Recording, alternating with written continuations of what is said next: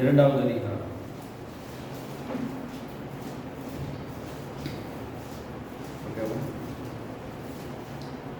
லூக்கா இரண்டாவது அதிகாரம்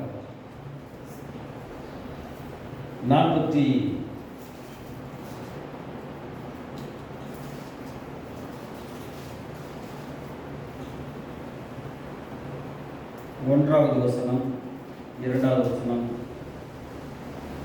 அவருடைய தாய் தகப்பன்மார் வருஷந்தோறும் பஸ்கா பண்டிகையில் எருசலேமுக்கு போவார்கள். அவருக்கு 12 வயதான போது அவர்கள் அந்த பண்டிகை முறைமையின்படி எருசலேமுக்கு போய் பண்டிகை நாட்கள் முடிந்து திரும்பி வருகிற போது பிள்ளையாகிய இயேசு எருசலேமிலே இருந்து விட்டார். இது அவருடைய தாயாருக்கும் யோசேப்புக்கும் தெரியாதிருந்தது. இன்றைய செய்தியினுடைய தலைப்பு, நம்மளை யாருங்க? நம்ம யாருங்க? நம்ம யார் விக்னேஷ்? ஆமாம், நம்மளாம் ஆண்டோடைய பிள்ளைகள் இல்லைங்களா? சொல்ல முடியுதில்ல? தம்பி தைரியமாக சொன்னான், நான் இந்தியன் அப்படின்ற மாதிரி, நான் தேவனுடைய பிள்ளைன்னு சொல்லி தைரியமாக சொன்னார். அதுக்காக கர்த்தர் தம்பியை ஸ்பெஷலாக ஆசீர்வதிப்பாராக. இல்லையா? நான் எத்தனையோ பேர் என்னென்னமோ சொல்கிறாங்க, நான் அந்த சபை இந்த சபை அப்படின்னு. நான் தேவனுடைய பிள்ளைங்கிறது மிகப்பெரிய ஒரு அங்கீகாரம், யாருக்கும் கிடைக்க முடியாத ஒரு பெரிய அங்கீகாரம். கர்த்தருடைய நாமத்துக்கு மகிமை உண்டாவதாக. விக்னேஷ் தம்பியை கர்த்தர் ஆசீர்வதிப்பாராக. நாம் தேவனுடைய பிள்ளைகளாக இருக்கிறோம். நாம் தேவனுடைய பிள்ளைகள் என்று சொல்லுகிற நாம் நம்ம அப்பாவுடைய சுபாவத்தை அறிந்து கொள்ள வேண்டும். சரிங்களா? அப்பாவுடைய சுபாவத்தை அறிந்து கொள்ள வேண்டும். உதாரணத்துக்கு சொல்லுவீரானால், உதாரணத்துக்கு சொல்ல போகும்போது அண்ணனுடைய சுபாவத்தை, இந்தியனுடைய சுபாவத்தை அப்படியே பாப்பா ரிஃப்ளெக்ட் பண்ணணும். இல்லை உண்மைதாங்க இல்லைங்களா அக்கா? உண்மைதானுங்க இல்லை? கேட்டுக்கணும். இல்லை உண்மையா பையங்களா? உண்மைதானே. அண்ணனுடைய சுபாவத்தை அப்படியே ரிஃப்ளெக்ட் பண்ணி, அண்ணன் என்ன மாதிரியான கேரக்டரோ அப்படியே சுபாவத்தை, அந்த கேரக்டர் எல்லாம் அப்படியே அப்பாவுடைய சுபாவம் அப்படியே பாப்பாவுக்குள்ள போகும். அக்காவுடைய சுபாவத்தை அப்படியே தம்பிக்குள்ள. தம்பி உண்மையா? கரெக்டா இல்லையா? ஆனால் முக சாயல் ஒரு மிங்களை தான் வரும். இதில் எந்த விதமான மாற்று கருத்தெல்லாம் சொல்லவே முடியாது. ஒருவேளை தலை இப்படி ஆட்டினாலும் சரி, இப்படி ஆட்டினாலும் சரி, அந்த தகப்பனுடைய தாயுடைய சுபாவங்கள் பிள்ளைகளுக்கு கண்டிப்பாக மிங்கிளாகி தான் வரும்.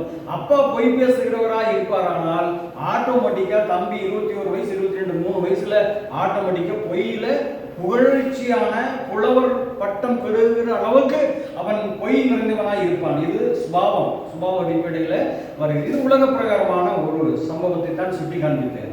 ஆனால் தேவனுடைய பிள்ளை என்கிறோம். நாம் தேவனுடைய பிள்ளை என்று நாம் அழைக்கப்பட்டது. நம்முடைய அப்பா எப்பேற்பட்டவர்? இன்றைய நாளுடைய செய்தியினுடைய தலைப்பு தகப்பனுடைய சுபாவங்களும் அவருடைய குணங்களும். எல்லாரும் சொல்லுங்க, தகப்பனுடைய சுபாவங்களும் அவருடைய குணங்களும்.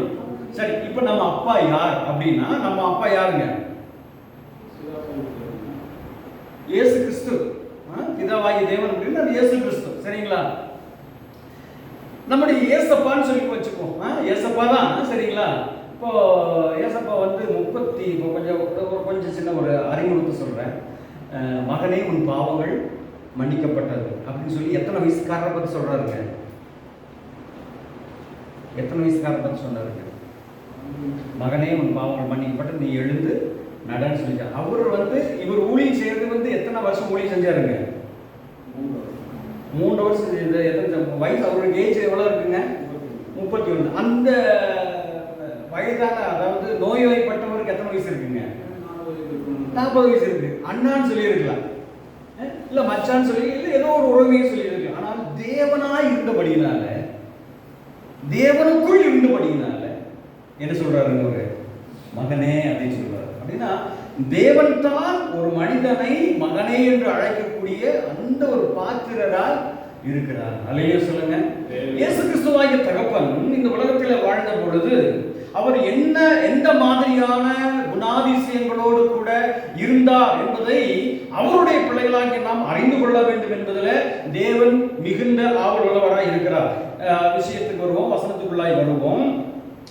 41வது வசனத்தில் வாசிக்கிறேன், கவனமாய் கேளுங்கள். அவருடைய தாய் தகப்பன்மார். சொல்லுங்க எல்லாரும், அவருடைய தாய் தகப்பன். எல்லாம் சொல்லுங்க, அவருடைய. சேர்ந்து சொல்லுங்க, அவருடைய தாய் தகப்பன்மார். பாத்துங்க, அப்பா அம்மா இங்க வர்றாங்க. வருஷந்தோறும் பஸ்கா பண்டிகையில் எருசலேமுக்கு போவார்கள். பாருங்க, வருஷம் வருஷம் போயிருக்கிறாங்க. 33 வருஷத்துல அப்பா அம்மா வருஷம் வருஷம் என்ன செஞ்சிருக்கிறாங்க, போயிருக்கிறாங்க. ரைட். 42வது வசனம். அவருக்கு 12 வயதான போது, எல்லாம் சொல்லுங்க, அவருக்கு 12 வயதான போது அவர்கள் அந்த பண்டிகை முறைப்படி எருசலேமுக்கு போய் பண்டிகை நாட்கள் முடிந்து திரும்பி வருகிற போது பிள்ளையாகிய இயேசு, எல்லாம் சொல்லுங்க, பிள்ளையாகிய. அப்ப இவருக்கு ஏதோ ஒரு சின்ன வயசு இருக்கலாம் இல்லைங்களா, 12 வயசு. அதாவது குட்டி வயசுல இருந்து கொஞ்சம் பெரிய ஒரு 12 வயசு, 10-12 வயசு. அப்ப இந்த சின்ன குட்டி நம்ம தந்தையாகிய இயேசு கிறிஸ்து 12 வயசா இருக்கும்போது பிள்ளையாகிய இயேசு எருசலேமிலே இருந்து விட்டார். இது அவருடைய தாயாருக்கும் யோசேப்புக்கும் தெரியாதிருந்தது. 44வது வசனம். அவர் பிரயாணக்காரரின் கூட்டத்தில் இருப்பார் என்று அவர்கள் நினைத்து ஒரு நாள் பிரயாணம் வந்து உறவின் முறையாரிடத்திலும் அறிமுகமானவரிடத்திலும் அவரை தேடினார்கள். காணாததினாலே அவரை தேடிக்கொண்டே, எல்லாம் சொல்லுங்க, தேடிக்கொண்டே, எல்லா இடத்துலையும் தேடிக்கொண்டே நின்னுங்க. தேடிக்கொண்டு அப்படின்னா பர்டிகுலரான ஒரு இடம், தேடிக்கொண்டே அப்படின்னா எல்லாத்தையும் போய் என்ன செஞ்சிருக்கிறாங்க, ஆண்டவரை குறித்து பிள்ளையாக இயேசுவை குறித்து தேடுகிறார்கள். எல்லா இடத்திலும் தேடிக்கொண்டே எருசலேமுக்கு திரும்பி போன, எல்லா இடத்திலும் தேடி பார்த்து அவர் காணாததுனால எங்க போறாங்க, எருசலேமுக்கு திரும்பி போனார்கள். அல்லேலூயா சொல்லுங்க. கவனிக்கிறீங்களா? இந்த நாளுடைய தலைப்பு என்னங்க? தகப்பனுடைய பாவங்களும் குணங்களும். அவருடைய பிள்ளை என்று அழைக்கப்படுகிறோம். நம்ம அவருடைய பிள்ளைன்னு சொல்லி சொல்றோம் இல்லைங்களா? அப்ப அப்பாவுடைய கேரக்டர் என்ன அப்படிங்கிறத இன்னைக்கு நம்ம பார்க்கக்கூடிய ஒரு விஷயமா இருக்கிறது, வசனமா இருக்கிறது. அப்போ எல்லாம் தேடி பார்த்துட்டு 46வது வசனத்துல நான் வாசிக்கிறேன். 3 நாளைக்கு பின்பு அவர் தேவாலயத்தில் போதகர் நடுவில் உட்கார்ந்திருக்கவும். இன்னொரு கூட வாசிக்கிறேன். 3 நாளைக்கு பின்பு அவர் தேவாலயத்தில் போதகர் நடுவில் உட்கார்ந்திருக்கவும். போதகர் நடுவில் உட்கார்ந்திருக்கவும். நிறைய பேர் சர்ச்சுக்கு வருவோம், எங்க உட்காருவோம் தெரியுங்களா? எங்க உட்காருவோம்? இது ஒரு சும்மா நகைச்சுவைக்கா சொல்றேன். அதாவது வந்தோடனே சர்ச்சுக்கு வந்து எங்க உட்காருவோம்? அதாவது கடைசியில் போய் வந்துக்குவோம் நிறைய பேர் இல்லைங்க. ஆனால் அப்படி இல்லை. போதகர் நடுவில் என்ன செஞ்சாரா? இதுக்கு அதுக்கு சம்பந்தம் இல்லை. நான் ஒரு சின்ன எக்ஸாம்பிளுக்காக இதை நான் சொல்ல வரேன், சரிங்களா? உடனே அவர் வந்து நடுவில் உட்கார்ந்தார், கடைசியில் உட்கார்ந்து, அப்படியெல்லாம் மேட்டர் இல்லை. இது வந்து நம்ம வந்த உடனே தேவனுடைய பிரசன்னத்துக்குள்ள, தேவனுடைய ஆலயத்துக்குள்ள வந்து நம்ம என்ன செய்யணுங்க, சரியா உட்காரணும் அப்படிங்கிறதா என்னுடைய உட்கருத்து. அல்லேலூயா சொல்லுங்க. 3 நாளைக்கு பின்பு அவர் தேவாலயத்தில் போதகர் நடுவில் உட்கார்ந்தார். அப்பா என்ன செய்தார் அப்படின்னா, ஏசப்பா என்ன செய்தாங்க அப்படின்னா, போதகர்களுடைய நடுவிலே உட்கார்ந்தார். நாம இன்னைக்கு யாருடைய நடுவில் உட்கார்ந்துட்டு இருக்கிறோம்? செல்போன் நடுவில் உட்கார்ந்துட்டு இருக்கிறோம், டிவி நடுவில் உட்கார்ந்துட்டு இருக்கிறோம், மற்றவங்களை குறை சொல்லக்கூடிய அவங்க மத்தியில் உட்கார்ந்துட்டு இருக்கிறோம், பெருமை பேசுறவருடைய நடுவில் உட்கார்ந்துட்டு இருக்கிறோம். ஆனா நம்முடைய அப்பா என்கிறவர் போதகர் நடுவில் உட்கார்ந்துருந்தா என்ன? வேத வசனங்களை அறிந்து ஆராய்ந்து இருக்கிறவருடைய போதிக்கிறவருடைய நடுவிலே உட்கார்ந்திருக்கவும். நல்ல கவனமாக அடுத்த வசனம் சொல்லுது பாருங்க. அவர்கள் பேசுகிறதை கேட்கவும். பாருங்க, 12 வயசு ஆயிடுச்சு, நான் தேவனுடைய குமாரங்களவா அப்படின்னு சொல்லிட்டு உடனே வந்து பலிபீடம் ஏறி கர்த்தர் உங்களுக்கு அற்புதம் செய்ய போகிறார், உங்களுக்கு அதிசயம் செய்ய போகிறார்னு சொல்லிட்டு என்ன செய்யல, உடனே அவர் அந்த பதவி என்ன செய்யல, அவரு எடுத்துக்கல. என்ன செய்யறாரு அப்படின்னா, போதகர் நடுவிலே உட்கார்ந்து இருக்கவும் அவர்கள் பேசுகிறதை கேட்கவும். அல்லேலூயா சொல்லுங்க. நம்ம அப்பாவுடைய சுபாவம் என்ன அப்படின்னா, முதல்ல அவர் தேவாலயத்தை விரும்புகிறவர். தேவனுடைய பிள்ளைகள் என்று சொல்லுகிறோம், நாம் தேவாலயத்தை விரும்புகிறோமா? தேவாலயத்தை நான் விரும்பினேன் என்றால் கரெக்டா 10 மணிக்கு நான் வருவேன். தேவாலயத்தை நான் விரும்பவில்லை என்றால் நான் 10:30 மணிக்கு தான் வருவேன். அல்லேலூயா சொல்லுங்க. என்னைய குறித்து நான் சொல்றேங்க, என்னை தான் சொல்றேன் நான். ஏன்னா நான் தான் 10-20 வந்துடுறேன் இல்லைங்களா? கரெக்டாக வந்துடுவேன். நான் சில சூழ்நிலை நிமித்தமாக நான் அப்படி தம்பி கூட்டிட்டு வரேன்னா லேட் ஆயிருக்கு. நம்முடைய அப்பா என்ன செய்தாங்க அப்படின்னா, போதகர் நடுவில் உட்கார்ந்து இருந்தார். அவருடைய குணம். 2வது, அவர்கள் பேசுகிறதை கேட்கவும். எல்லாம் சொல்லுங்க, அவர்கள் பேசுகிறதை. இப்ப போதகர்கள் பேசிட்டு இருக்கிறாங்க, அவங்க என்ன பேசுறாங்க அப்படிங்கறத என்ன செய்யறாரு, இவங்க கேட்கிறாங்க. சில பேர் நாம் தேவனுடைய பிள்ளைகள் என்று சொல்லுகிறோம், சிலர் ஒன்றை கேட்பதற்கு முன்பதாகவே நாம் பேசி விடுகிறோம். அல்லேலூயா சொல்லுங்க. புரியுத மகன்கள்? ஆபீஸ்ல வேலை செய்யும் போது யாராவது ஒரு கொஸ்டின் வைக்கும் போது டக்குன்னு உடனே சொல்லிடுறோம். அப்பாவுடைய பிள்ளைகள் அப்படி இல்லை, அவர்கள் என்ன சொல்லுகிறார்கள் என்பதை கேட்டு விட்டு அப்புறம் தான் என்ன செய்யணுங்க, அதைத்தான் நீங்க வாசிக்க போகிறோம். போதகர்கள் உட்கார்ந்து இருக்கவும், அவர்கள் பேசுகிறதை கேட்கவும், அவர்களை வினாவும் கண்டார்கள். வினாவும் கண்டார்கள். அப்போ போதகர்கள் உட்கார்ந்து இருக்கிறார், பேசுகிறதை கேட்கிறார், அவர்களை என்ன இப்படி எழுதியிருக்கேன், இப்படி எழுதியிருக்கேன், இப்படி எழுதியிருக்கேன். அப்போ லைக் இவருடைய விருப்பம் எல்லாம் நம் தகப்பனாகிய இயேசு கிறிஸ்துவினுடைய விருப்பம் எல்லாம் வேத வசனத்தையே சார்ந்திருந்தது. அல்லேலூயா சொல்லுங்க. தேவனுடைய பிள்ளைகள் என்று சொல்லி அழைக்கப்படுகிற நாம், நம்முடைய சிந்தை, நம்முடைய நினைவுகள் இன்றைய நாளிலே எதை சார்ந்து இருக்கிறது? அல்லேலூயா சொல்லுங்க. எதை டிபெண்ட் பண்ணி இருக்குது? நம்மளுக்கு மணிப்பர்சில் எப்பவுமே பணம் குறையாமல் இருக்க வேண்டும். அப்படி குறையாம இருந்ததுன்னா ரொம்ப சந்தோஷமா இருக்கும் இல்லைங்களா? பேங்க் பேலன்ஸ் அப்படி குறையாம இருக்கணும். நகை அப்படியே குறையே இருக்கக்கூடாது. அந்த நகை அடகு கடைக்கு போனா சந்தோஷம் குறைஞ்சிரும். அப்படியே இருக்கணும். எது அப்படியே இருக்கணும். அல்லேலூயா சொல்லுங்க. அல்லேலூயா. ஒரு தேவனுடைய பிள்ளையினுடைய அந்த குணாதிசயம் எப்படி இருக்கணும் அப்படின்னா, தேவாலயத்தை சார்ந்ததும் வசனத்தை சார்ந்ததாக இருக்க வேண்டும். இன்னைக்கெல்லாம் போதனைகள் எல்லாம் பலவிதமான போதனைகள் இருந்தால், தேவனுடைய பிள்ளைகளாகி நமக்கு கர்த்தருடைய ஆவியானவர் சொல்லிக் கொடுக்கிற ஒரு விஷயம் என்ன அப்படின்னா, நாம் தேவனுடைய வசனத்தையே சார்ந்து இருக்க வேண்டும் என்று சொல்லி கர்த்தருடைய ஆவியானவர் விரும்புகிறார். இதை விசுவாசிகள் மாத்திரம் கரங்களுக்கு அலையிலே சொல்லுங்க, இதை நான் நம்புகிறேன் என்று சொல்லுகிறவர்கள் நிறைய பேர் சொல்றாங்க, இயேசு கிறிஸ்துவிட்ட வாங்க, இயேசு கிறிஸ்து உங்களுக்கு பணம் தருவார், இயேசு கிறிஸ்துக்கு வாங்க உங்களுக்கு கார் தருவார், இயேசு கிறிஸ்துக்கு வாங்க உங்களுக்கு அதை தருவார், இதை தருவார். இல்ல இல்லங்க, இயேசு கிறிஸ்து விட்டு வந்தால் அவர் உங்களுக்கு முதல்ல தரது கர்த்தருடைய வசனம். அல்லேலூயா சொல்லுங்க.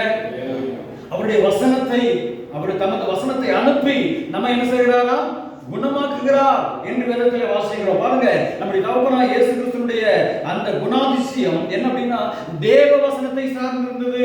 போதகர்களிடையே உட்கார்ந்து இருக்கிறார், அவர்கள் பேசுகிறதை கேட்கிறார், அவர்களை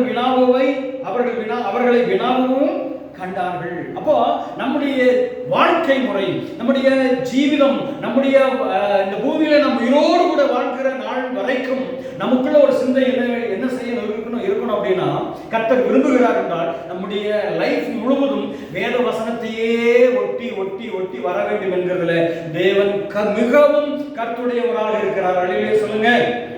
இந்த பாருங்க, அந்த பாஸ்டர் அதை சொன்னாரு, இந்த பாஸ்டர் இதை சொன்னாரு, அதை நான் ஃபாலோ பண்றேன்னு அல்ல. தேவனுடைய வசனம் என்ன சொல்கிறது என்பதில் நாம் சற்று கருத்தாய்ந்து நாம் அதில் கான்சென்ட்ரேட் பண்ணியிருப்போமானால் நாம் தேவனுடைய பிள்ளைகள் என்று சொல்லிக் கொள்வதிலே ஒரு மிகப்பெரிய அர்த்தம் இருக்கும். கரங்களை சொல்லுவோம். அல்லேலூயா.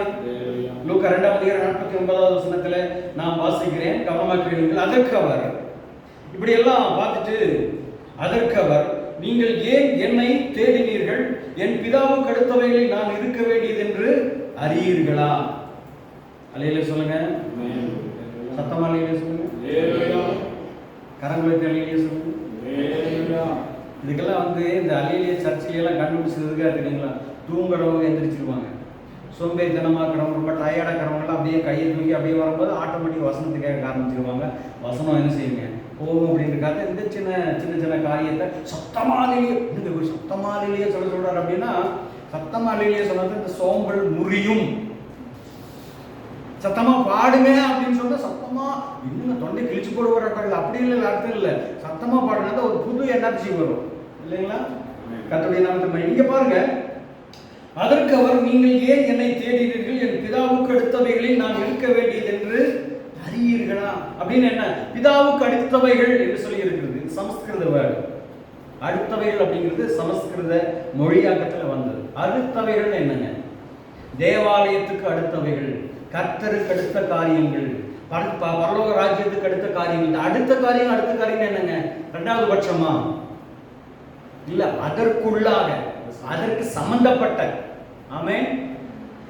அப்போ என் பிதாவுக்கு அடுத்தவைகளில் நான் இருக்க வேண்டியது என்று அறியீர்களா?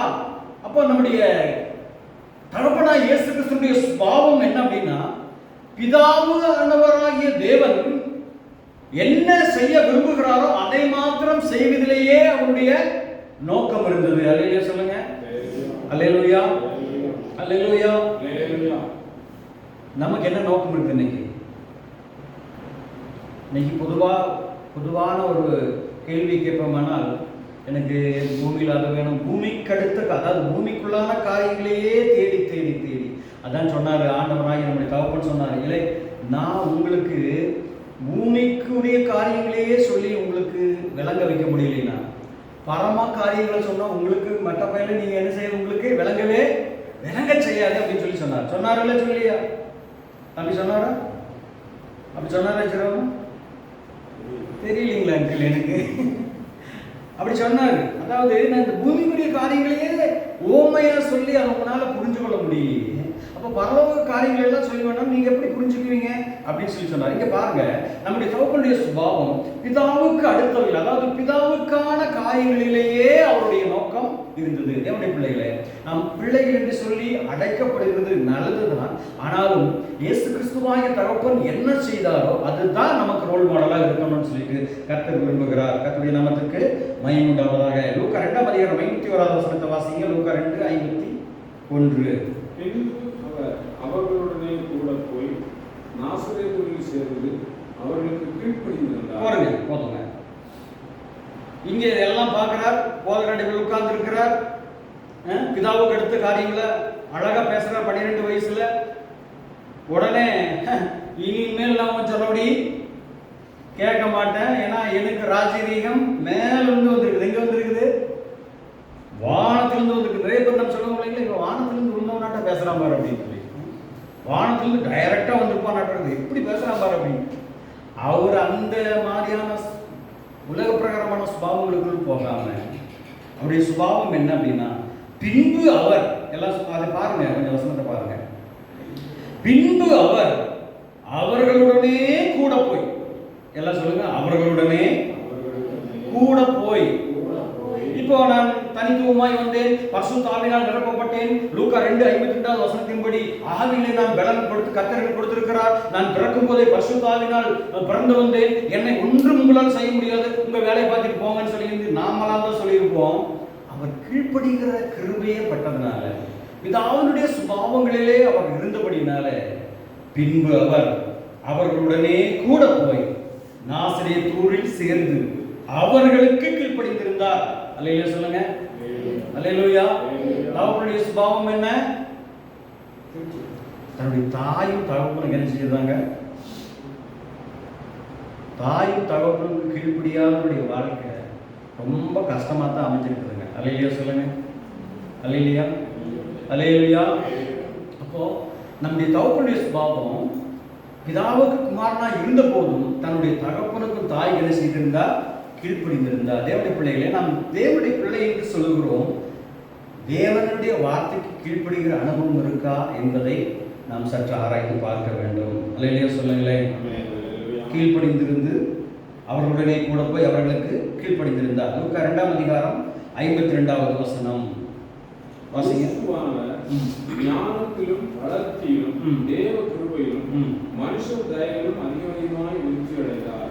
அல்லேலூயா சொல்லுங்க.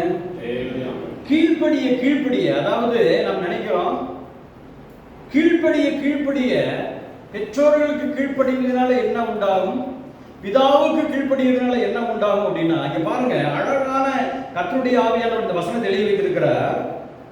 அவர்களுடனே லூக்கா 2:51 வாசிக்கிறோம். அவர்களுடனே கூட போய் அவர்களுக்கு கீழ்ப்படிந்திருந்த ஆண்டவராய் இயேசு கிறிஸ்துவினுடைய வாழ்க்கை எப்படிப்பட்டதா இருந்தது? லூக்கா 2:52 வாசிக்கிறோம். ஞானம், எல்லாம் சொல்லுங்க, ஞானம், வளர்ச்சியிலும் தேவ கிருபையிலும் மனுஷ தயவிலும் அதிகமாய் விருத்தி அடைந்தார். அல்லேலூயா சொல்லுங்க. அல்லேலூயா சொல்லுங்க. கீழ்ப்படியும் பொழுது, பெற்றோர்களுக்கு கீழ்ப்படியும் பொழுது என்ன வரும்? ஞானம் வரும். எப்படிப்பட்ட ஞானம் வரும்னா, அவங்க உங்களுக்கு ஞானத்தை கற்றுத்தர. ஆனால் இதையும் தாண்டி பரலோக ஞானம் நமக்குள்ள என்ன செய்யுங்க, கடந்து வரும். அல்லேலூயா சொல்லுங்க. நம்மளுக்காக ஒரு சின்ன உதாரணத்தை சொல்லுகிறேன். பெரிய ஒரு ஆம்பிளிஃபையர் ஒன்று வாங்கிட்டு வந்தோம். அதை எப்படி பண்ணுறதுன்னு எனக்கு தெரியல. இது வந்து சாட்சியாக நான் சொல்லுகிறேன். பெரிய ஆம்பிளிஃபையர் ஒன்று வாங்கிட்டு வந்தேன். அதை எப்படி செட் பண்ணுறதுன்னு சொல்லி தெரியல. நானும் கேட்காம வந்துட்டேன். ஆண்டுடைய இது நடந்த சம்பவத்தை, என் வாழ்க்கை நடந்த சம்பவத்தை சொல்கிறேன். ஆண்டவரே, இந்த இந்த இந்த ஆம்பிளிஃபையர் சிஸ்டத்தை வந்து ஒர்க் பண்ணுவதற்கு, வேலை செய்வதற்கு எனக்கு நல்ல ஞானத்தை கொடுங்க அப்படின்னு சொல்லிட்டு நான் ஜெபம் பண்ணிட்டு இருந்து அப்படியே தூங்கிட்டேன். அல்லேலூயா சொல்லுங்க. அப்படி நீங்களும் ஜெபம் பண்ணி, நான் வந்து என்னுடைய அனுபவத்தில் உடனே ஜெபம் பண்ணும்போது நானும் தூங்கி விடுகிறேன் என்பதிலே முயற்சி எடுக்காதிருங்கள், கர்த்தர் உங்களை ஆசீர்வதிப்பாராக. அல்லேலூயா சொல்லுங்க. அல்லேலூயா சொல்லுங்க. தூக்கம் வருகிறவர்கள் அல்லேலூயா சொல்லுங்க. ரைட், விழிப்பாக இருக்கிறதுனால கர்த்தருடைய நாமத்துக்கு ஸ்தோத்திரம். பாருங்க, அப்படி நான் தூங்கிட்டேன். தூங்கும் பொழுது நல்ல கவனமாக கவனிங்க. ஆண்டவருடைய சமூகத்தில் ஜெபிக்கிறவர்களுக்கு வரும் ஞானம் என்ன என்பதை இதை நான் சொல்லுகிறேன். என்னுடைய வாழ்க்கையில் கர்த்தர் செய்த அந்த ஞானத்திற்காக கர்த்தருடைய நாமத்தை இப்பொழுதும் நான் கர்த்தருடைய நாமத்தை ஸ்தோத்திரம் பண்ணேன். அப்படி நான் தூங்கிட்டேன். தூங்கின பொழுது அந்த சர்க்கியூட்ல என்னென்னலாம் கனெக்ஷன் கொடுக்கணும்னு சொல்லி எனக்கு கர்த்தர் கற்றுத்தராரு. இருக்கிறீங்களா?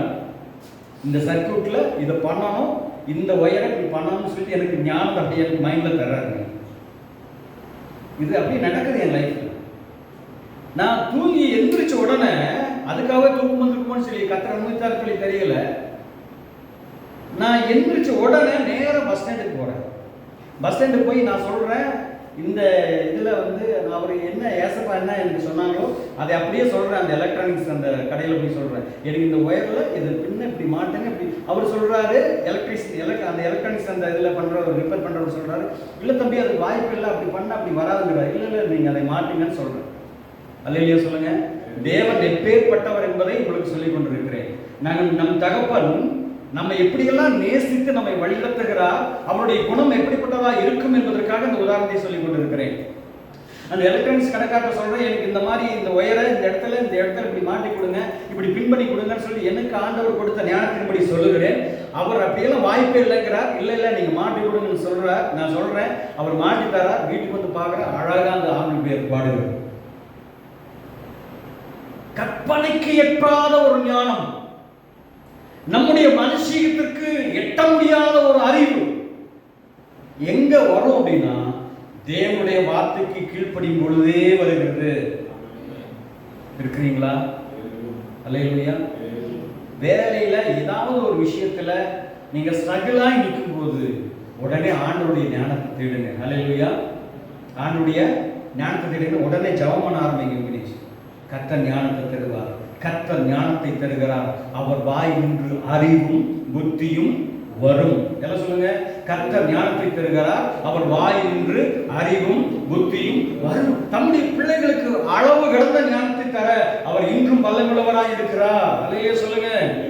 அப்படித்தான் லூக்கா 2:52 வாசிக்கிறோம். இயேசுவானவர் ஞானத்திலும் வளர்த்தியிலும் தேவ கிருபையிலும் மனுஷ தயவிலும் அதிகமாய் விருத்தி அடைந்தார். ஒவ்வொரு நாளும் மல்டிபிகேஷன், ஒவ்வொரு நாளும் மல்டிபிகேஷன் விருத்தி அடைந்து கொண்டே இருக்கிறது. 1ஆம் தேதி அதை விட, 2ஆம் தேதி அதை விட பெருகிக் கொண்டே இருந்தது. ஞானம் பெருகிக் கொண்டே இருந்தது. மனுஷனுடைய தயவு அப்படிப்பட்ட ஒரு நல்ல ஒரு வல்லமை மிக்கவராய் நம் தகப்பன் உருவாகினார். காரணம் என்ன? கீழ்ப்படிதல். அல்லேலூயா சொல்லுங்க. அல்லேலூயா. அல்லேலூயா.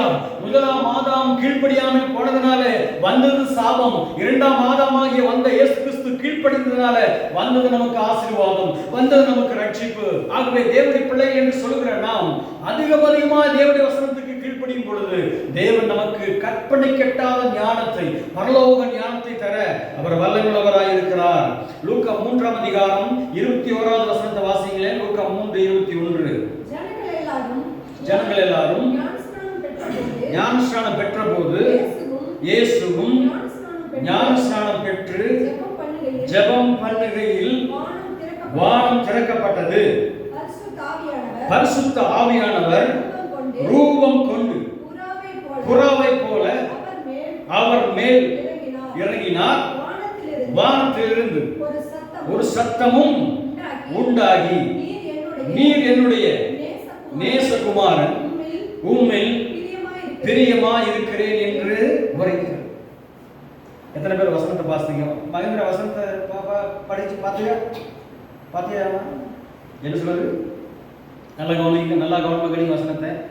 ஜனங்கள் எல்லாரும் சொல்லுங்க, எல்லாரும் ஜனங்கள் எல்லாரும் ஞானஸ்நானம் பெற்றபோது இயேசுவும் ஞானஸ்நானம் பெற்று ஜெபம் பண்ணுகையில் வானம் திறக்கப்பட்டது. பரிசுத்த ஆவியானவர் ரூபம் கொண்டு புறாவை போல் அவர் மேல் இறங்கினார். வானத்திலிருந்து ஒரு சத்தமும் உண்டாகி, நீர் என்னுடைய நேசகுமாரன், உம்மில் பிரியமாயிருக்கிறேன் என்று உரைத்தது. என்ன அர்த்தம் நமக்கு விளங்குது? ஏதாவது விளங்குதா உங்களுக்கு? மகிதன் ஏதாவது விளங்குது தம்பி? பாருங்க, ஜனங்கள் எல்லாரும் ஞானஸ்நானம் பண்றாங்க. அவர்களில் ஒருவராகத்தான் இயேசு கிறிஸ்துவ ஞானஸ்நானம்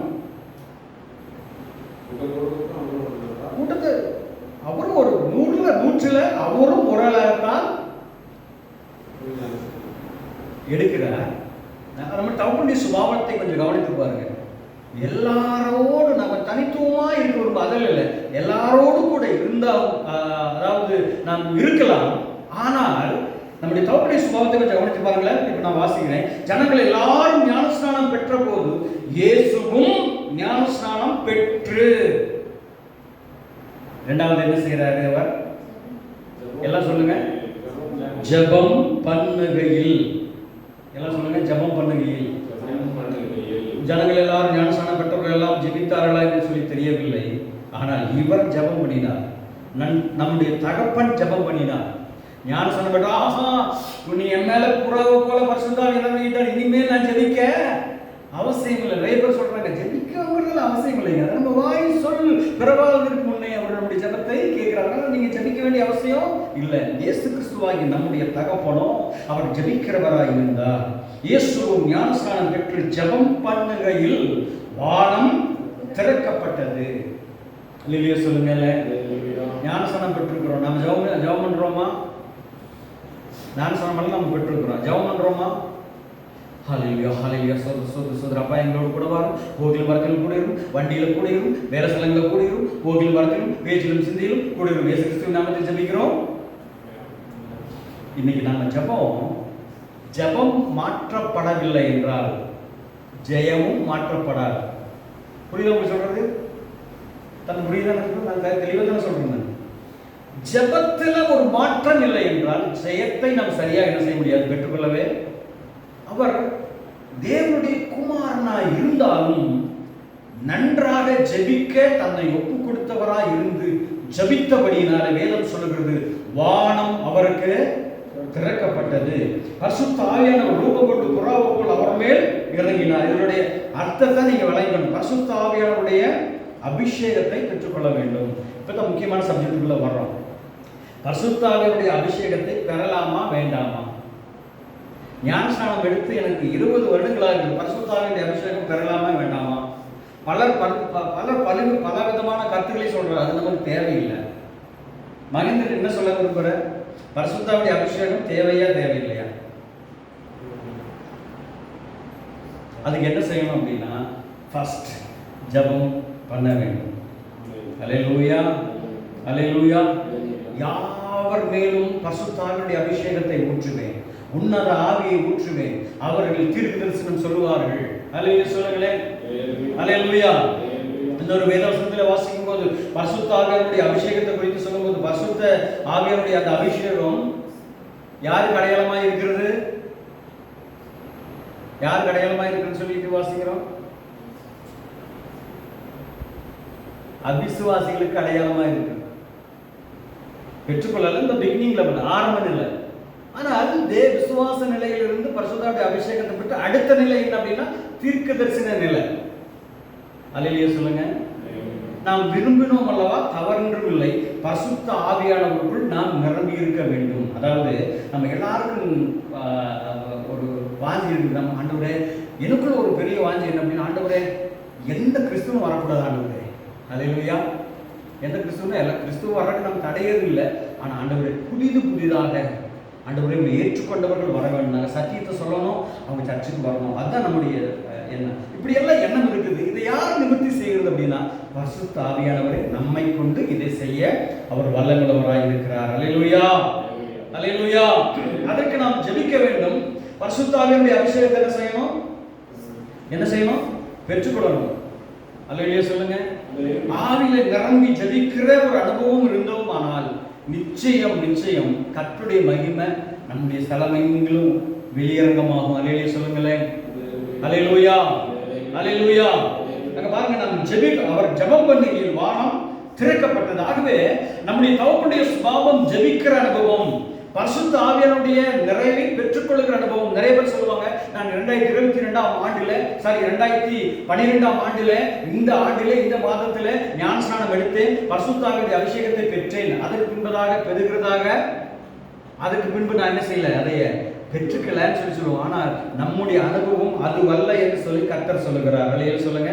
எப்பொழுது ஜெபிக்கிறோமோ அப்பொழுது பரிசுத்த ஆவியானுடைய நிறைவை பெற்றுக்கொண்டே இருக்கும். இதுதான் அந்த அனாயிண்டிங், இடைவிடாத அபிஷேகம், இடைவிடாத அவரோடு கூட பின்னி பிணைகிற ஒரு அனுபவம் என்பதை கர்த்தர் இந்த பரிசுத்த ஆராதனையில் அவர் தெளிவுபடுத்த, நம்மிடத்தில் தெளிவுபடுத்த அவர் விரும்புகிறவராய் இருக்கிறார். அது அவருடைய குணாதிசயமாக இருந்தது, அவருடைய கேரக்டராக இருந்தது. அல்லேலூயா சொல்லுங்களேன். ஜெபம் பண்ணீங்களே, பரிசுத்த ஆவியானவர் நம்ம மேல சம்பூர்ணமாய் இறங்கி வருவார். கர்த்தருடைய நாமத்திற்கு ஸ்தோத்திரம். ஆகவே நம்முடைய தகப்பனாகிய சுபாவம், தகப்பனுடைய சுபாவம் ஜெபம் பண்ணுகிற சுபாவம், பரிசுத்த ஆவியிலே நிரம்பி இருக்கிற ஒரு சுபாவமாய் இருந்தது. தேவனுடைய சத்தத்தை கேட்கிற சுபாவமாய் இருந்தது என்பதை நாம் பார்க்க முடிகிறது. கர்த்தருடைய நாமத்திற்கு ஸ்தோத்திரம். கரங்களை தலையிலே சொல்லுங்க. ஹல்லேலூயா, ஹல்லேலூயா. லூக்கா 4ஆம் அதிகாரம் 1ஆவது வசனத்தை வாசிங்க. லூக்கா 4:1. இயேசு பரிசுத்த ஆவியினாலே, போதுங்க, இயேசு பரிசுத்த ஆவியினாலே நிறைந்தவரா. எல்லாம் சொல்லுங்க, பரிசுத்த ஆவியானவராலே. நிறைய பேர் நம்ம என்ன செய்யறோம், நம்முடைய சொந்த ஆற்றலை வச்சு, எல்லாம் கவனமா கவனிங்க. இங்க பாருங்க, நம்ம சொந்த ஞானத்தை வச்சு, சொந்த ஆற்றலை வச்சு, சொந்த மைண்டை வச்சு, சொந்த டேலண்ட்டை வச்சு, நமக்கு கொடுத்திருக்கிற டேலண்ட் அடிப்படையில் ஆத்துமாக்களை சம்பாதித்து கொள்ளலாம், ஆத்துமாக்களை சம்பாதிக்கலாம் அப்படின்ற எண்ணம் நமக்குள்ள வருமானால் நிச்சயம் மிகப்பெரிய தோல்வியை சந்திப்போம். இயேசு கிறிஸ்துவாகிய நம்ம தகப்பனுடைய சுபாவம் லூக்கா 4:1 வாசிக்கிறோம். இயேசு பரிசுத்த ஆவியினாலே நிறைந்தவராய் இருந்தார். அல்லேலூயா சொல்லுங்க. நம்முடைய திருச்சபைக்கு பேர் என்ன மகேந்திரன்? நம்முடைய திருச்சபைக்கு பேர் என்ன? இயேசு கிறிஸ்துவின் சிசுத்துவ திருச்சபை. அவங்க ஜெபம் பண்ணாங்க, பரிசுத்த ஆவியினாலே நிறைந்தாங்க. ஜெபம் பண்ணினாங்க, பரிசுத்த ஆவியினாலே நிறைந்தாங்க. அவங்களால சும்மா இருக்க முடியல. கர்த்தர் அவர்களை நடத்தினார். கர்த்தர் ஜனங்களை கர்த்தர் கொண்டு போய், இங்க பாருங்க, சீசர்களை சம்பாதித்தாங்க, போனாங்க, வந்தாங்க அப்படின்னு இல்லை. அவங்க ஜெபித்து ஜெபித்து ஃபில் பண்ணாங்க தன்னுடைய சபையை. அல்லேலூயா சொல்லுங்க. பரிசுத்த ஆவியானுடைய மகிமையினால நிரம்பி நிரம்பி நிரம்பி கூடி இருக்கும் போதெல்லாம் ஜெபம் பண்ணி பரிசுத்த ஆவியிலே நிரம்பி நிரம்பி நிரம்பி இருந்தாங்க. கர்த்தர் தன்னுடைய சபைக்கு அதிகமா ஜனங்களை கர்த்தர் கொண்டு வந்தாருன்னு சொல்லி பாதிக்கிறோம் இல்லையா? அப்போஸ்தலர் புஸ்தகத்துல பாக்குறோமா? அது வசனம் இருக்கு இல்லையா? ரட்சிக்கப்படுவதில் கர்த்தர் என்ன செஞ்சாரு? சேர்த்து கொண்டு வந்தார். அப்படிப்பட்ட ஒரு வாஞ்சை இருக்கணும் அப்படின்னா நம்முடைய தகப்பனுடைய சுபாவத்தை போல நாம் தேவ ஆவினாலே நிரப்பப்படுகிற அனுபவம் எனக்கு வேண்டும் ஆண்டவரே. ஒருவேளை அது கூட இல்லாம கூட இருக்கலாம். இன்னத்துல ஒரு முடிவெடு, ஆண்டவரே நான் எப்பொழுதுமே நான் இந்த பூமியில கர்த்தரை ஜீவனோடு கூட வைத்திருக்கும் நாளாகவும் நான் பரிசுத்த ஆவியானவர்களை நிரம்பி இருக்கிற ஒரு அனுபவம், நன்றா ஜெபிக்கிற ஒரு அனுபவம், அப்படிப்பட்ட ஒரு அனுரூபமான ஒரு அனுபவத்தை எனக்கு நீங்க தாங்க ஆண்டவரேன்னு சொல்லி விசுவாசமா இருக்கும் பொழுது நிச்சயமாய் தேவன் லூக்கா 4:1 வாசிக்கிற பிரகாரமாகவே நமக்கும் அந்த பரிசுத்த ஆவியானவரை, அந்த பரிசுத்த ஆவியானவர்களை நம்மை நிரப்பவும் அவர் வல்லமையுள்ளவராய் இருக்கிறார். கர்த்தருடைய நாமத்திற்கு ஸ்தோத்திரம் உண்டாவதாக. லூக்கா 4ஆம் அதிகாரம் 19ஆம் வசனத்தை சீக்கிரமாக வாசிங்கள், முடிக்கலாம். கர்த்தருடைய அனுக்கிரக வருஷத்தை பிரசித்தப்படுத்தவும் என்னை அனுப்பினார் என்று எழுதியிருக்கிற இடத்தை அவர் கண்டு வாசித்து புஸ்தகத்தை சுருட்டி பணிவிடை காரிடத்தில் கொடுத்து உட்கார்ந்தார். ரைட். நம் தகப்பனுடைய சுபாவம் என்ன? அடுத்தடுத்து பார்க்கிறோம். ஒவ்வொரு காரியங்களை பார்த்து கொண்டு வர்றோம். இப்போ நம் தகப்பனுடைய சுபாவம் எப்படிப்பட்டதா இருந்தது அப்படின்னா 20வது வசனம் லூக்கா 4:20 வாசிக்கிறோம். வாசித்து, எல்லாம் சொல்லுங்க சத்தமா, வாசித்து. வீணே சத்தமா சொல்லுங்க, வாசித்து வாசித்து. நம்ம டைம் இருந்தா தான் வாசிப்போம் பைபிள் இல்லையா? டைம் இருந்தா வாசிப்போம், டைம் இல்லைன்னா நம்ம வேலைக்கு கிளம்பிடுவோம். ஆனால் அவர் அப்படி இல்லை. நம் தகப்பனுடைய சுபாவம் அப்படி இல்லை. கிரமமாய் வேதத்தை வாசித்தார் அப்படின்னா நாமளும் அவருடைய பிள்ளைகளாக இருக்கிறோம். நாமும் கிரமமாய் வாசிக்க வேண்டும். வாசித்து புஸ்தகத்தை சுருட்டி பணிகளுக்காக இடத்தில் கொடுத்து உட்கார்ந்தா அப்படி சொல்லிட்டு வாசிக்கிறோம். அப்ப பாருங்க, நாம் வாசிக்கிறோம் அப்படின்னா என்ன அர்த்தம்னா, நல்லா கவனமா கவனிங்க.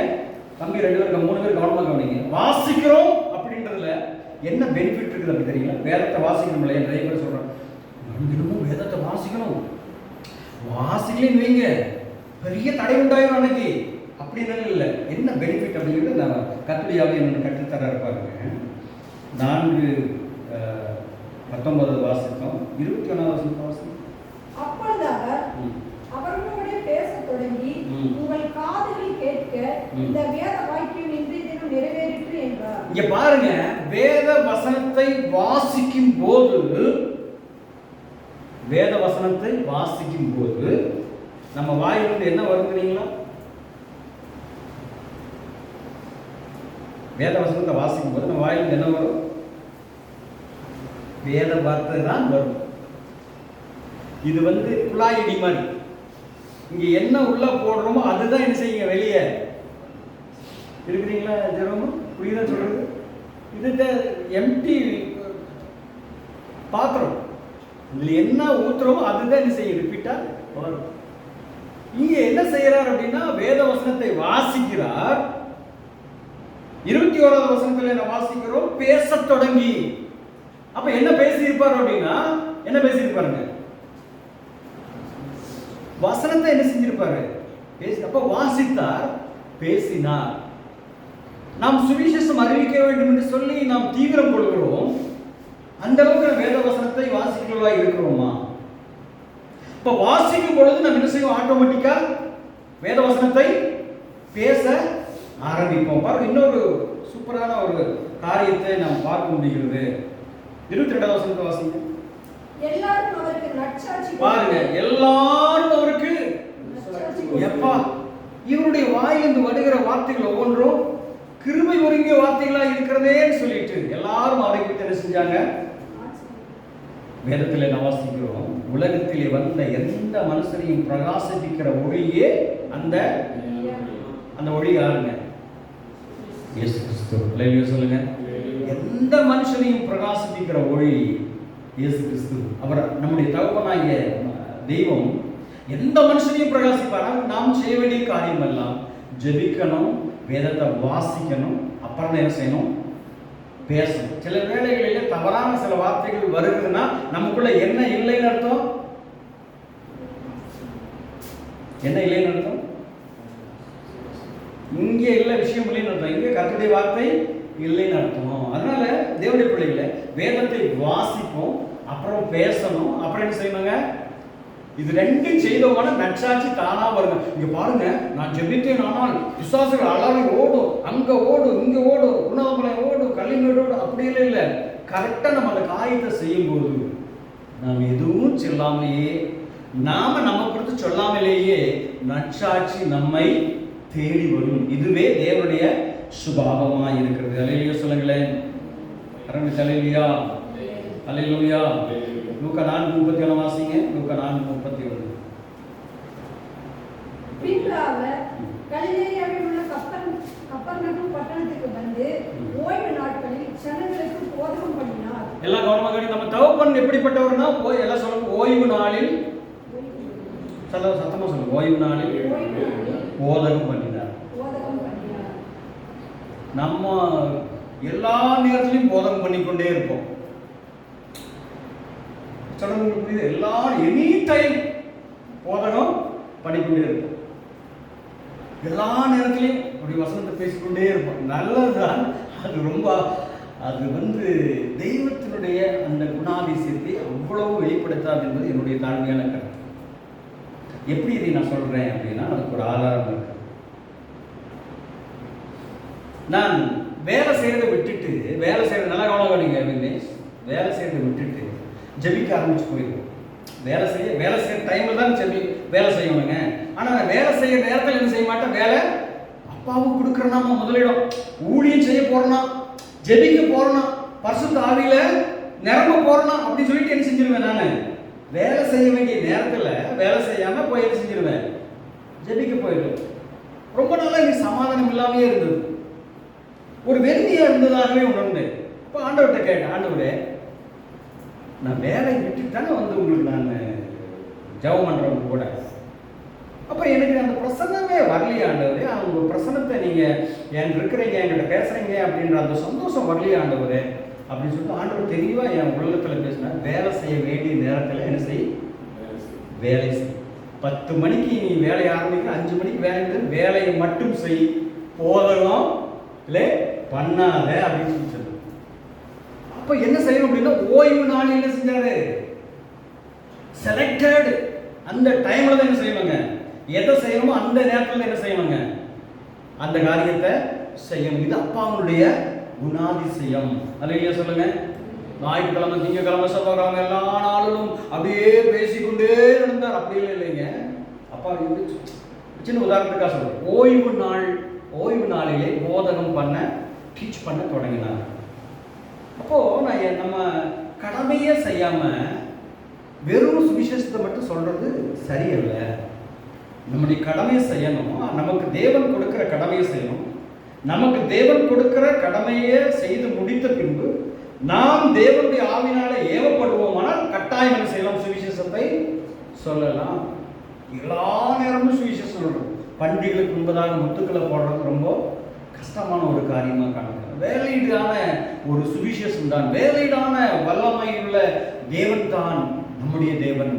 வேலையீடான மிகவும் விலையேறப்பட்ட சுவிசேஷ வல்லமையை உடைய வசனங்கள் தான் நம்முடைய வசனம். ஆனால் அதை நாம் சொல்ல வேண்டிய இடத்துல, சொல்ல வேண்டிய நேரத்தில், சொல்ல வேண்டிய நாளில் நம்ம என்ன செய்யணுங்க, சொல்லணும். அதை தவிர்த்து எல்லா நாளும் என்ன செய்யக்கூடாது, சொல்லக்கூடாது. கர்த்தருடைய நாமத்துக்கு மகிமையுண்டாவதாக. அதனால தேவனுடைய பிள்ளைகளே, லூக்கா கடைசி ஒரு வசனத்தை வாசி முடிப்போம். லூக்கா 2:35 வாசிக்கிறோம். லூக்கா 2:35. அதற்கு இயேசு, நீ பேசாமல் இவனை 2:30. ஆமா, உன் ஆத்துமாவையும் ஒரே நிமிஷம் 2:35 அண்ணா வாசிக்கிறாங்க. உன் ஆத்துமாவையும் ஒரு பட்டயம் உருவி போகும் என்றான். இல்லைங்க, 4:35. அதற்கு இயேசு நீ பேசாமல் இவனை விட்டு புறப்பட்டு போ என்று அதை அதட்டினார். அப்பொழுது பிசாசு அவனை ஜனங்கள் நடுவே விழத்தள்ளி அவனுக்கு ஒரு சேதமும் செய்யாமல் அவனை விட்டு போய்விட்டார். போதும். நம்முடைய திருச்சபையில் இந்த ஆவியானவர் செய்யக்கூடிய ஒரு காரியத்தை சொல்லுது. பிசாசு பிடிச்சி வந்தானா என்ன செய்யணும், துரத்தப்படணும். தீர்க்க தரிசனங்கள் சொல்லப்படணும். ஏன் அப்படின்னா இது சிஎஸ்ஐயோ டிஎல்சியோ அந்த சபையோ இந்த சபையோ அல்ல, இது சீசத்துவ திருச்சபை. சீசர்கள் கூடியிருந்த போதெல்லாம் ஜெபம் பண்ணிக்கொண்டே இருந்தார்கள், தேவ ஆவியினாலே நிரப்பப்பட்டு கொண்டே இருந்தார்கள், தேவனுடைய சுபாவங்களுக்கு தங்களை முற்றிலும் ஒப்பு கொடுத்து வாழ்ந்தார்கள். அந்த இடத்துல எல்லாம் சரியாய் செய்யப்பட்டது. அந்த இடத்துல வந்தவங்க எல்லாம் ஹீல் பண்ணப்பட்டாங்க. அல்லேலூயா சொல்லுங்க, அல்லேலூயா. நாம நம்முடைய சபைக்கு ஆத்துமாக்களை கொண்டு வரணும்னா நம்ம செய்யக்கூடிய காரியம் இயேசு கிறிஸ்துடைய சுபாவத்தின் அடிப்படையிலேயே என்ன செய்யணுங்க, இருக்கணும். அகசின் ஜெபகுமாரனுடைய ரூட்டில் என்ன செய்யக்கூடாது, கேட்கலாம், ஃபாலோ பண்ணலாம், தப்பு இல்லை. ஆனால் ஏசப்பா என்ன செய்தாங்க அப்படின்ற ஒரு மைண்ட் செட்டில் இருந்தோம் மட்டும்தான் ஆத்துமாக்களை சம்பாதிக்க முடியும். இது குறைவோடு கூட இருக்கிறது. நிறைய பேர் சொல்லுவாங்க, உங்கள் சபைக்கு எத்தனை ஆத்துமாக்கள் வர்றாங்க அப்படின்னு என்ன ஒருத்தர் கேட்டார். எங்கள் சபைக்கு ஒரு 7-8 பேர் தான் வரும். இன்னும் 8 பேர் தானவா அப்படின்னு இல்லைங்க. இப்போதைக்கு கர்த்தர் எங்களுக்கு தந்தது 8 பேர் தான், அவ்வளோதான். அதுக்கப்புறம் என்ன செய்யலை, நான் எதுவும் சொல்லலை. நமக்கு வேலையிடான ஆத்துமாக்களை தரணும்னா நம்முடைய விலையேறப்பட்ட நேரங்களை தேவ சமூகத்தில் செலவழித்தே ஆக வேண்டும். அல்லையிலே சொல்லுங்க. நாமும் வேலையிடான பிரசனங்களை, வேலையிடான வேலைகளை ரொம்ப ஒரு சூப்பர் நேச்சுரலாக நம்ம வாழணும்னா நாம் கர்த்தருடைய வார்த்தைகளில் ரொம்பவும் கவனமுடையவர்களாக இருக்க வேண்டும். விக்னேஷ் புரியுதான் சொல்கிறது. இந்த ஊழியம் செய்கிறது மட்டும் இல்லை, நீங்க செய்யக்கூடிய வேலைகளிலே தேவன் உங்களுக்கு பெரிய ஆசீர்வாதத்தை கட்டளையிட வேண்டுமானால் நீங்கள் தேவனுடைய சுவிசேஷ பணியை செய்ய வேண்டும். அல்லேலூயா சொல்லுங்க. சுவிசேஷத்தை இன்னைக்கு ஒரு தீர்மானம் எடுப்போம், சரிங்களா? இப்போ எல்லா திருச்சபையிலும் சொல்லுவாங்க, ஆடுதான் குட்டி போட வேண்டும், பாஸ்டர் குட்டி போட மாட்டார். என்ன சொல்லுவாருங்க? மெய்ப்பர் தான் மெய்ப்பெண் செய்ய மாட்டேன், குட்டி போட மாட்டாரா? யார் தான் போடணுமா? இவர் அப்படி நின்று பிரசங்கிக்கிறதும் இவர் அப்படியே இல்லை. இங்கே மெய்ப்பரும், இந்த நம்முடைய சபையில மெய்ப்பரும் குட்டி போட வேண்டும், ஆடுகளும் குட்டி போட வேண்டும். அதையே சொல்லுங்க. நமக்கு தேவை துட்டு சம்பாதிக்கிறது அல்ல. எல்லாம் சொல்லுங்க. துட்டு சம்பாதிக்கிறது ஒரு கூட்ட ஆத்மாத்துல தேவ சமூகத்தில் கொண்டு போய் சேர்க்கணும். அல்லேலூயா சொல்லுங்க. அல்லேலூயா. பாவத்திலும் அடிமைத்தனத்தில் வாழ்ந்த நம்முடைய சகோதரர்கள் எத்தனையோ பேர்கள் உண்டு, சகோதரி எத்தனையோ பேர்கள் உண்டு. ஆண்டவரே, இந்த ஒரு நல்ல ஒரு ஒப்பு கொடுத்து ஜெபம் பண்ணுங்க. ஆண்டவரே, நான் என்னை நல்ல ஒரு சுவிசேஷகனாய் மாற்றுங்க. உங்களை போல நல்ல காஸ்பல்ல சொல்லக்கூடிய நல்ல ஒரு சுவிசேஷகனாய் என்னை கர்த்தர் மாற்றுங்க. ஆண்டவரே, என்னை அபிஷேகம் பண்ணுங்க. ஆண்டவரே, என்னை தம்முடைய வல்லமையினால நிரப்புங்க. ஆண்டவரே, வேத வசனத்துல நான் வாஞ்சியா இருக்கிறோம், உங்க சுபாவத்தை போலவே என் சுபாவத்தை மாற்றுங்க. ஆண்டவரே அப்படி சொல்லிட்டு அது மாத்திரம் நம்முடைய ஜெபமா இருக்குமானால் நம்ம சபையை மட்டுமல்லங்க, நம்ம சபையை மட்டுமல்ல, நம்ம செய்யற வேலையிலும் பெரிய பிளஸிங்க தருவார். அல்லேலூயா சொல்லுங்க. அல்லேலூயா. இயேசு கிறிஸ்துவுடைய அன்பை நீங்க சொல்லுங்க. நீங்க சர்ச்சுக்கு வாங்கனாலும் சொல்லாதீங்க. உங்களை பார்த்து அதுதான் சொல்றாரு. இப்ப இந்த வசனத்துல வாசிச்சோமே, அந்த 4:35 வாசிச்சோமே, அது அதட்டினால் அது என்ன செஞ்சுச்சு? போயிடுச்சு. நம்ம போயிடுச்சு. அதட்டினால் இன்னைக்கெல்லாம் எப்படி பேய் ஓட்டுறதுல எப்படி இருக்குதுங்க? பிடிச்சி தள்ளுறதும் இப்படி நட்டி பிடிக்கிறதும் இந்த வேலையை இந்த சோழியே நம்ம இருக்கக்கூடாதுங்க. அலையிலேயே சொல்லுங்க. அப்பா என்ன செஞ்சாரோ அதை மாத்திரம் நம்ம செய்வோம். அலையிலேயே சொல்லுங்க. இந்த பாருங்க, அவரு பண்ணாரு, அவர் எப்படிப்பட்ட, இவர் எப்படிப்பட்டவர், என் தகப்பன் எப்படிப்பட்டவர், அதட்டினார் ஓடியது. அலையிலேயே சொல்லுங்க. அப்ப நம்முடைய தகப்பனுடைய சுபாவத்தை அணிய, அப்படி சுபாவத்தை பெற்றுக்கொள்ள எத்தனை பேருக்கு வாஞ்சையோ இன்றைய நாளில கொஞ்சம் எல்லாரும் எழுந்து நின்று நம்ம ஒப்பு கொடுத்துட்டோம். ஆண்டவரே, எங்களை நம்முடைய ஆவியினாலே நிரப்புங்க. ஆண்டவரே, நாங்கள் என்ன செய்யணும், எப்படி வாழணும், எப்படி ஊழியம் செய்யணும், எப்படி எங்கள் லைஃபை நாங்கள் மாற்றணும், எங்களுடைய ஜெபம் எப்படிப்பட்டதா மாறணும். ஆண்டவரே, எங்களை மாற்றுங்க. ஆண்டவரே, எங்களை ஒப்பு கொடுக்கணும். யாரெல்லாம் உங்களை நீங்கள் ஒப்பு கொடுப்பீர்களோ, யாரெல்லாம் நாம் கர்த்தருடைய சமூகத்தில் நம்முடைய அப்பாவுடைய சமூகத்தில் ஒப்பு கொடுக்கிறோமோ, அவரை போலவே அவர் சொன்னார், என்னை விசுவாசிக்கிறவன் நான் செய்கிற கிரியைகளை காட்டிலும் அதிகமாய் செய்வான் என்று சொல்லி கர்த்தர் சொன்னார். அப்படிப்பட்ட வல்லமையை தருவதற்கு தேவன் வல்லமையுள்ளவராக இருக்கிறார். எத்தனை பேர் ஒப்பு கொடுக்கிறீங்க? ஒப்பு கொடுக்கிறவர்கள் தங்களுடைய வலது கரத்தை பரலோக பிதாவுக்கு நேராய் உயர்த்தி இருக்க அண்ணன் அவர்கள் இந்த ஜெபத்தை செய்து இந்த தேவ செய்தியை நிறைவு செய்வார்கள். எல்லாரும் கரங்களை உயர்த்துவோம், ஜெபம் பண்ணுவோம். நல்ல பிதாவே,